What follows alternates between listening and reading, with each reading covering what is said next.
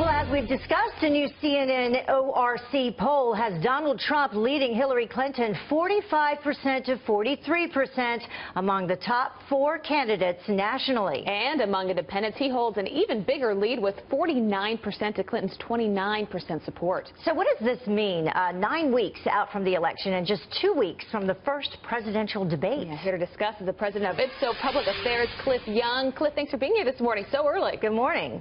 Well, thank you. It's great to be here. Well, it's great to have you. Well, let's start breaking down. You look at the last 4 weeks and the changes that we've seen in the polls. I mean, according to some, Donald Trump has upped, 11 points? Well, definitely. There has been a narrowing over the last week or so.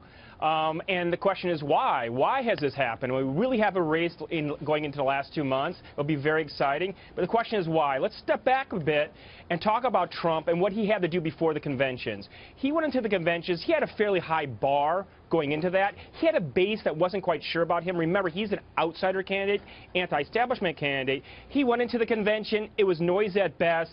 He had a lot of confusion post-convention with the Khan issue. So he came out of the conventions relative to Hillary Clinton kind of weak, damaged in the short term. So what's happened over the last, so the question is what's happened over the last few weeks, right? What do you think has happened? What's been the game changer? Yeah, yes, but what he's done is he was off message and inefficient over the last couple weeks after the convention. He was able to focus on message, really focus and be more efficient in what he was saying. He was able to focus on those sort of conservative issues which are important. You go into the speech that he did in Arizona, his trip to Mexico. All these sorts of initiatives really have energized the base. So in the last week or so, he's really energized that base, which has narrowed the gap. And he's really increased his numbers specifically in terms of honest and trustworthiness. If we can take a look at that poll, Hillary Clinton now at 35% and Donald Trump at 50%. So that's a huge margin. Yes, that is a huge margin, and this is a characteristic of his that he's had since the primaries. He might say different things. People might accuse him of flip-flopping back and forth, but the average voter sees him as genuine, as someone that they can trust, as someone that could potentially fix the system. Yeah, let's look at some of the issues, because the issues that voters care about most. You look at the economy, Trump 56% there, and who they think does better on terrorism, Trump again beats her by 51%. You look at these numbers, Cliff. What does he have to do to stay where he is right now in the polls?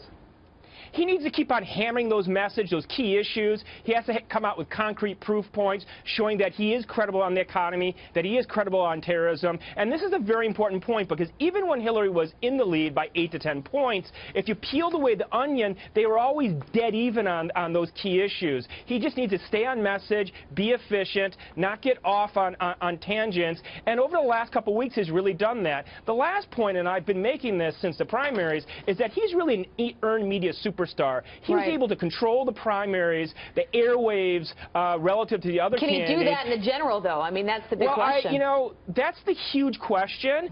I believe the first proof point that he can, he's very talented there, was the last week. Indeed, he controlled it for 5 days. The immigration speech on the one hand, the trip to Mexico on the other, a speech that was on message. If you look at the polling, actually, contrary to what most pundits say, if you look at the specific policy items in that speech, majority or supermajority of support among independents and Republicans. A huge difference with independents. But, of course, we have the debates coming up, so we'll see how that changes things. Yeah, right. Cliff Young, thanks for being with us this morning. Thank you, Cliff. Super helpful. We appreciate it. Thank you. Thank you. Thank you.